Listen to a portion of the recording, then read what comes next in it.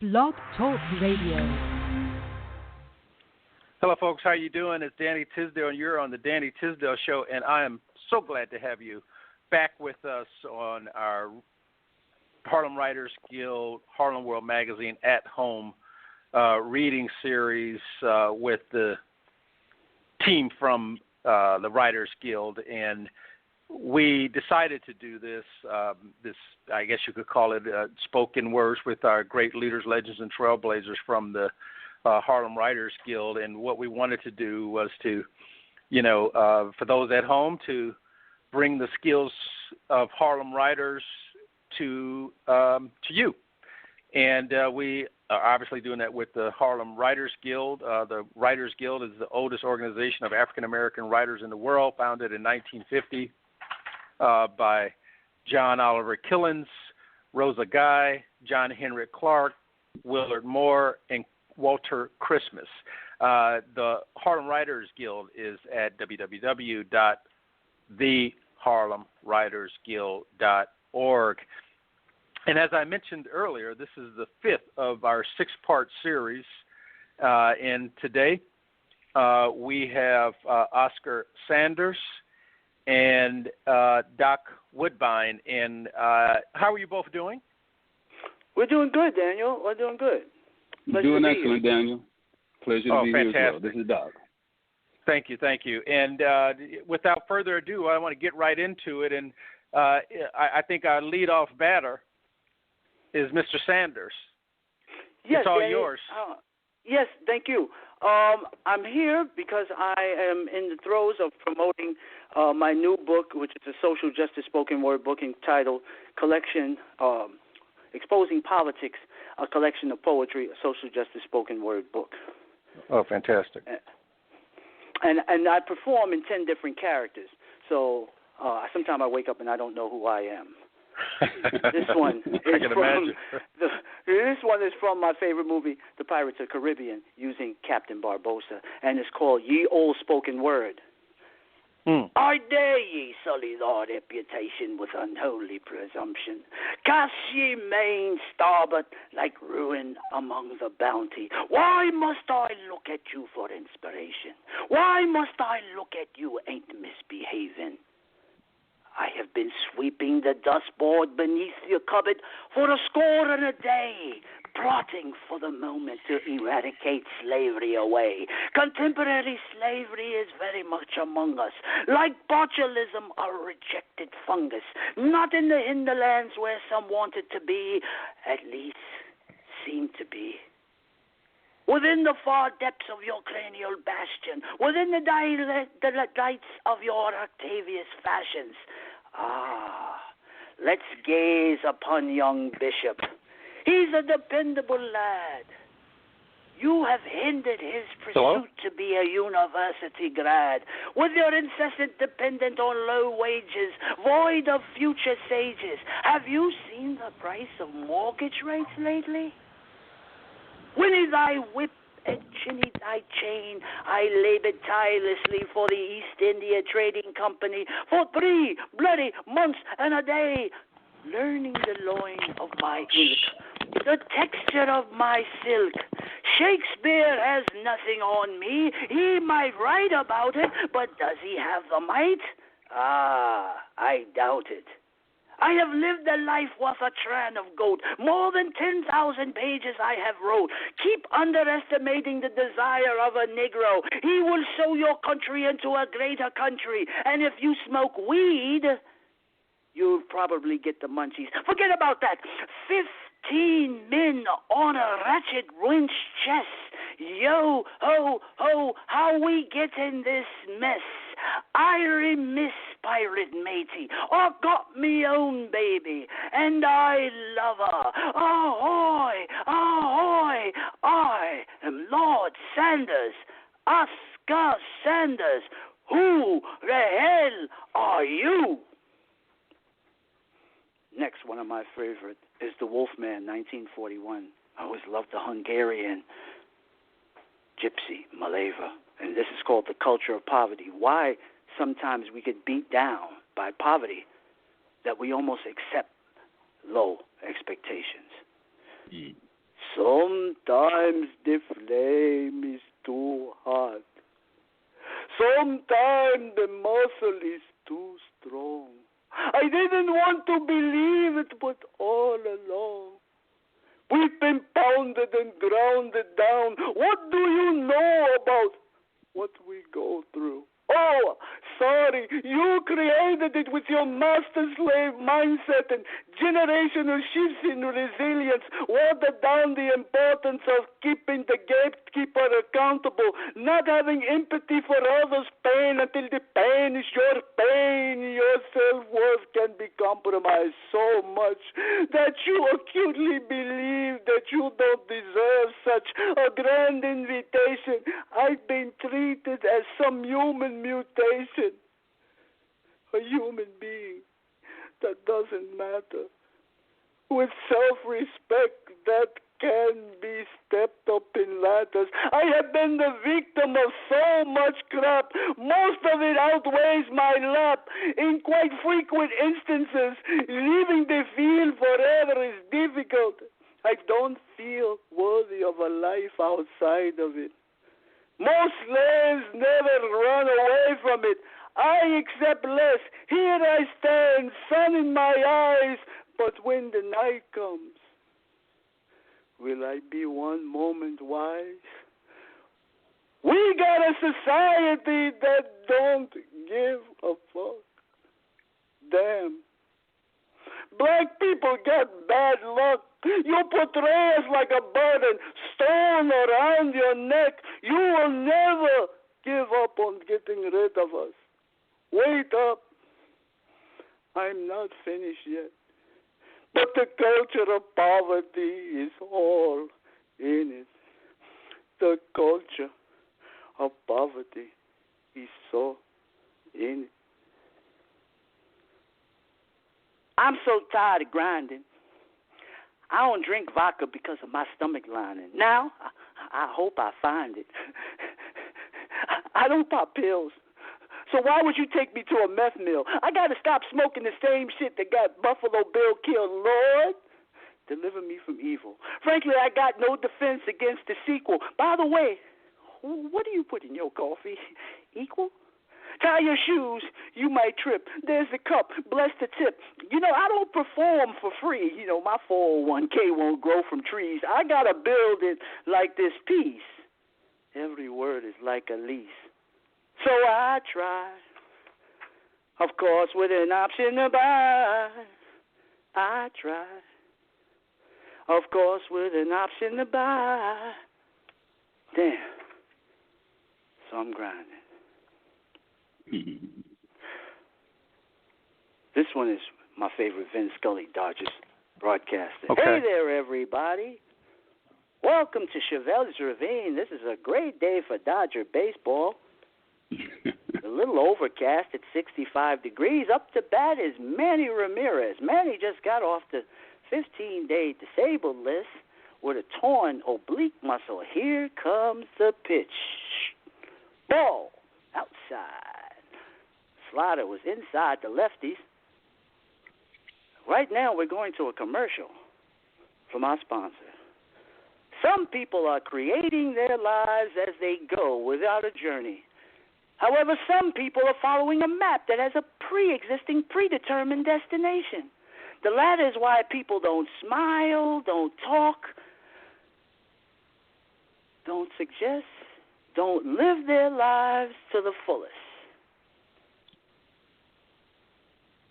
When we leave work for the day, that is one more day of life, one more day of energy, one more day of vim, one more day of vigor, one more day of vitality, one more day not smiling, gone. Gone for now, gone somewhat, gone forever, gone, gone, gone. It is gone. This system, this process, this systemic process doesn't leave room for time. Time won't give me time. We just keep on working for the man, and that man has a plan that will keep you digging, that will keep you climbing and climbing and climbing.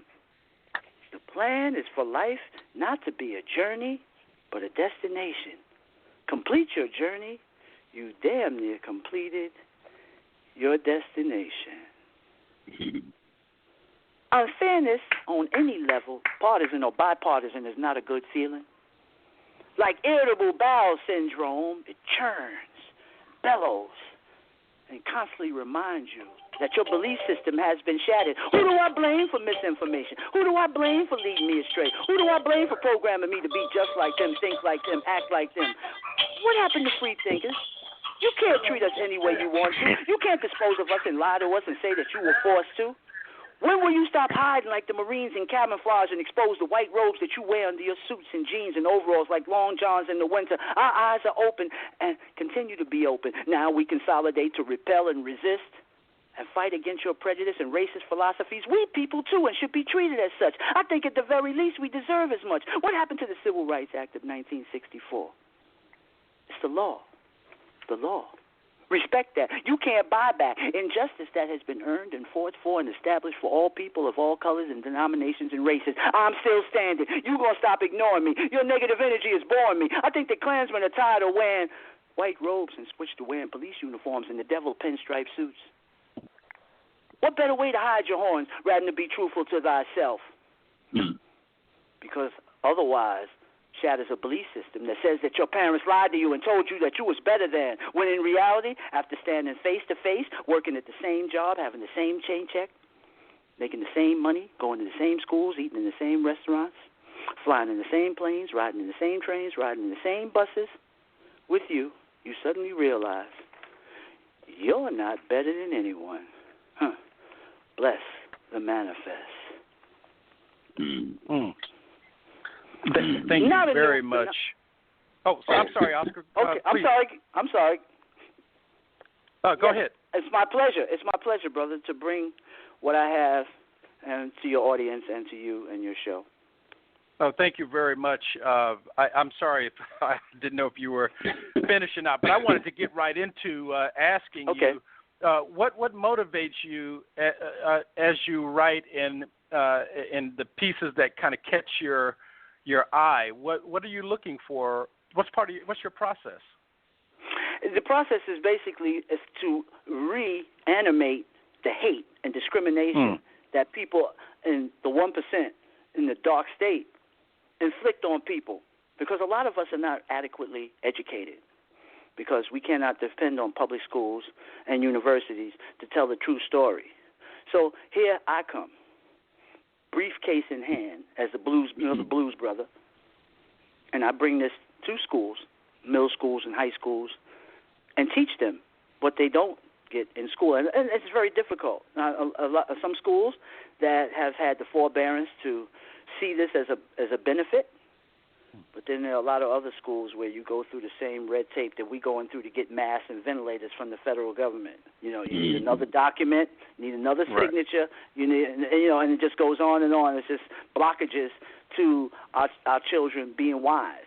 So those who don't have vision can't see, I guess. Yes, yes, yeah. That's really like the plan. Keep us thinking that Black History Month is basically only Martin Luther King. That's it. So, Oscar, I wanted to ask you real quick. We probably have another minute for this segment, but someone listening at home who's been inspired by what you've just read, what would you suggest they do if they want to follow in your pen personship? Well, then they should sign up at my website, which is Malcolm, MALCOLM, entertainment, one word, .com, malcolmentertainment.com for updates. You can follow me on Twitter at Oscar Sanders, or Instagram or hashtag Oscar Sanders 2202. And Facebook, I have various pages that are based on the two plays that come from this book, which is Exposing Politics, A Play of Acts, and Diplomacy, The Art of Listening Before You Speak. Thank you, sir. Thank you. I just want to let our listeners know, thank you, that they're listening to the Danny Tisdale Show on Harlem World Magazine Radio. Harlem World Magazine is an independently owned company, so please hit the orange button below and support ourselves and the Harlem Writers Guild at Harlem Writers Guild, theharlemwritersguild.org. And next up we have Doc Woodbine. Oscar Sanders just hit a home run, and now at bat is the doctor, Doc Woodbine. Thank you, sir. Good afternoon. This is Dr. Woodbine. You can call me Doc. My inspiration for writing and reading was Leroy Jones' The Dead Lecturer back when I was a teenager. And then I was blessed with being able to participate in a year-long writers workshop, the Black Writers Workshop with Sonia Sanchez in 1971 at the County Cullen Library. And here I am full circle with the Harlem Writers Guild. Fantastic. To be part of that. So I have several poems I'd like to share with the audience, and then we can go from there. Please. The first one is entitled The N-Word Journey. No, not. Within earshot of the pulpit, in the hallowed backroom of the sanctified space, the venerable pastor greets her counseling request with a question. What's up, my nigga? What's up, my nigga? A broken refrain from a scratched lament and stuck in a groove that doesn't serve. What's up, my nigga? Too familiar, and not the name her mama gave her, and yet her mama calls her nigga too. Yo, my nigga. Yo, my nigga. Yo, my nigga. Heartfelt echoes reverberating against the concrete canyons of urban streets. Sweetly rolled greetings off the tongue, sauced with a secret handshake and manly mutual pats on the back, meant to be endearing but not a term of endearment. My soul listens for its name to be exalted, not denigrated. My soul listens for its name to be esteemed, not niggified. In the lie of who I'm not, I'd rather be me than the nigger that I'm not. The bigger version of God's intention. I'd rather be me than your version of me tied up in knots. And yes, you're entitled to your opinion, but its imposition is a knot that binds, and me it's not. I'm a verse to your version of who I'm not, and this verse is that declaration that I'd rather be me than the nigger that I'm not. The bigger version of God's refrain, no, not your profane caricature creation, devoid of me, the nigger that I'm not. Wow. This piece is, this is not that. This is not that which stifles, nor is it that which dries up the sweetness of your soul. This does not restrain your heart's passion and frighten you into small spaces where you no longer recognize yourself and hold your tongue in. This is not that. This does not demand. It does not expect you to behave. This is not afraid of your power, nor jealous of your beauty or the admiration of others. This is not that which needs to know your whereabouts and with whom you were doing what. This is not that which you've dreaded in your past and learned to walk anxiously on eggshells. This is not that. This has no name save the one you choose. This is what you choose to make it. This is true, no more, no less. Let it be that which it is. Whoa. This is for Abby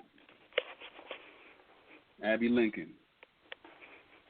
After all these years, I'm closer to the truth than ever, knowing what it means to be, yet there are moments I'm profoundly tired of having to don that armor, of having to be ready to not make any sudden movements, to ensure my hands are visible on the dashboard. I'm tired of having to protect them against their own fears, imaginings, and guilt. I'm nothing but a man. May I rest my head upon your breast, if only for a minute. Rest the gravity in my legs between yours for a minute. Can you make this moment light and hearted?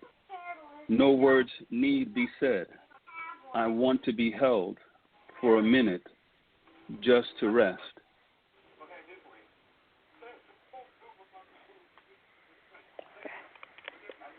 This is Song for My Father. His third wife, Olive, was his first love. and sweet life companion. His first wife, Ruby, broke his heart and shattered his faith in love. His second wife, Rose, was my mother, and together they lived apart, alone.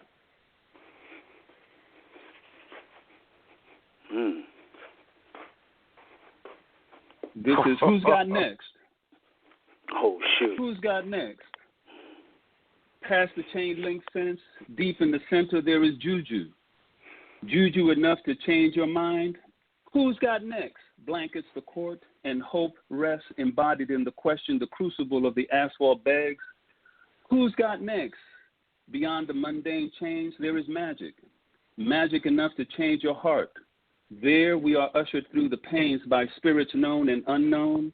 Their dark matter, bending space infused in the blacktops, are our mother's wombs, blending time, laboring with dark energies invoked by the libation of our tears and the altar of our bodies. Wanting love, we sweat profusely, praying this time the dance of our black bodies on the asphalt brings the relief so needed. And past the crossover, can we cross over to embrace one and others and know we are still men in need of love? Who's got next? On the other side of the fence, there is Nomo. Nomo enough to change your spirit there, to know our manhood cannot be earned shedding one and other's blood, but is nestled inside the soft and powerful gifts of forgiveness and respect. Who's got next? An ancestral refrain. Who's got next? An ancestral refrain with presumed inclusion to display yourself on the altar of the blacktop, naked and unashamed. This sacred space refines your metal, is safe harbor with waters of the wombs to wash us anew. And in the night, long after we are absent from the court, it gestates and waits to embrace who's got next. Oh, wow. That's what's up. Damn, Doc. Was that it, Doc? I got one last one for you. Okay. That's what I always said. Flow.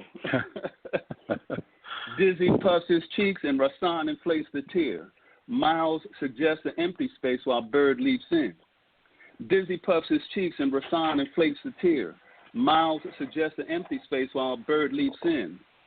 Dizzy puffs his cheeks and Rasan inflates a tear. Miles suggests an empty space while Bird leaps in.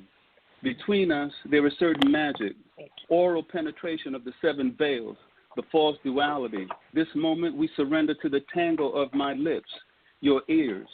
Tonight, it's a big bang again, rouge-a-day like never before, in sweet-sized morsels, generations removed from the origin but original and digestible, if you open wide and swallow. Move aside your pride to listen to the sounds before the spoken word. Close your eyes to see the deed beyond what's heard. Move aside your pride to listen to the sounds before the spoken word. Close your eyes to see the deed beyond what's heard. Dizzy puffs his cheeks and Rasan inflates a tear. Miles suggests an empty space while Bird leaps in. Move aside your pride. Listen to the sound. Give birth to the word. Close your eyes. See the deed past what is heard. Dizzy puffs his cheeks and Rasan inflates a tear. Miles suggests an empty space while Bird leaps in. Tonight, there is certain magic between us. Your ears give substance to my voice, our song.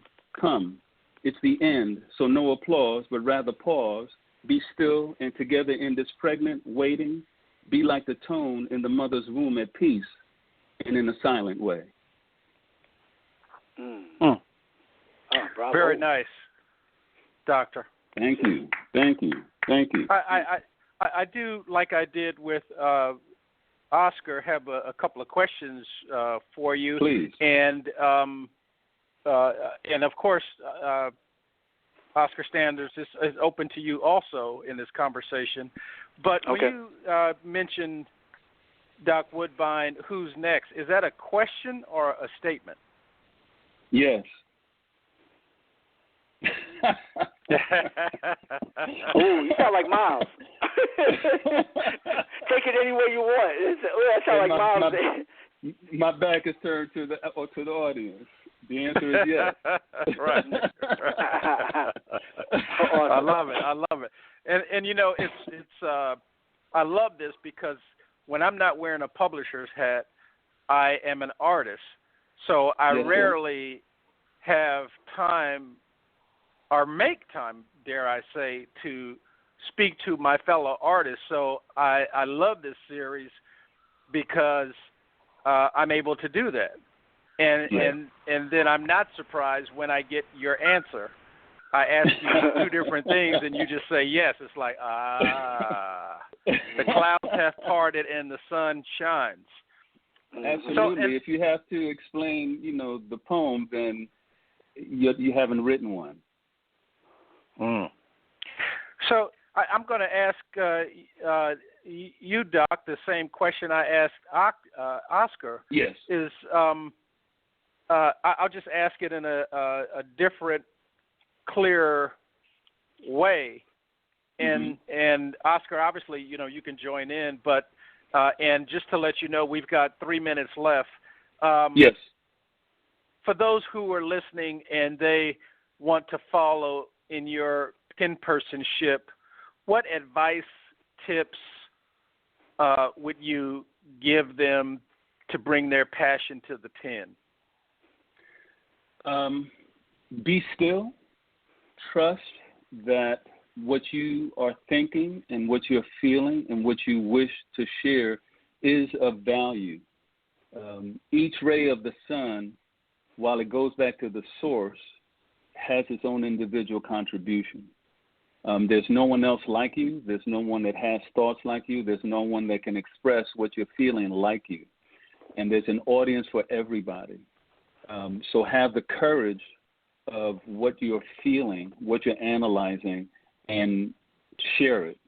My process is I'm very musically oriented, and I hear music and what somebody is saying, and I'll hear a phrase, and I'll keep it in mind, jot it down, and it may become the poem, or it may be a phrase in a poem. And sometimes it gestates. It may take a year, sometimes 2 years before I actually find where it belongs. So I'm patient with the process because it is a process. There's no, actual ABCs of doing it. When I first started trying to write, when I was maybe 12, 13 years old, I was shackled and imprisoned by iambic pentameter and all those structures, and it wouldn't allow myself to be expressive. And my dad one day just gave me Leroy Jones's The Dead Lecturer. And that just freed me to be able to say what I needed to say and not be restricted in that way.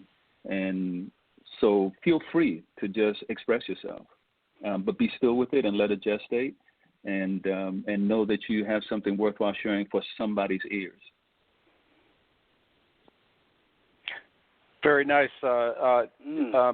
Oscar, did you want to add to that in any way, or? What I do is I listen to people. I never listen to music. I'm basically always, because I'm big on dialogue. So I liked all those Dashiell Hammetts, all the Tarantinos, the David Mamet's, those kind of, where they focused on the conversation, sounded so real. It's like I hear people talk like that. So how I copy that is I listen to other people's conversations and their inflections, and I use it either for my character-driven stuff, which I use a lot of older actors or established actors, or the actual people, their own accents and the way they talk. Certainly and so. also being strong in your conviction to be able to adequately convey an idea. You have to have a strong sense of the subject matter that you want to convey. Then it makes it a lot easier for you to produce the poem or to produce a chapter in a book, as long as you've done your research and you feel very comfortable with the content. Oscar, let me interrupt you for a second here, and more than a second, because each one of you has 10 seconds to give your contact information, and then me to give the guild information. So please, as quick as you can, just give your contact information so our readers can stay in contact with you. Okay. This is Doc. You can follow me at Instagram /GENROOT, 9, or you can always email me at griotwrites@gmail.com, GRIOTWRITES @gmail.com. Okay. Thank you. Thank you. Okay, this is Oscar Sanders. For those who want to purchase my book, by the way, if you purchase it, I will autograph it. By the time it gets to you, it will be autographed. 15 seconds. And that you can do that at malcolmentertainment.com, Twitter at Oscar Sanders, Instagram Oscar Sanders 2202. Thank you both, gentlemen, Daniel, for being on the show. I really appreciate it. Our pleasure. Our pleasure. Thank you. Thank you. Bye-bye. Bye-bye. Bye-bye.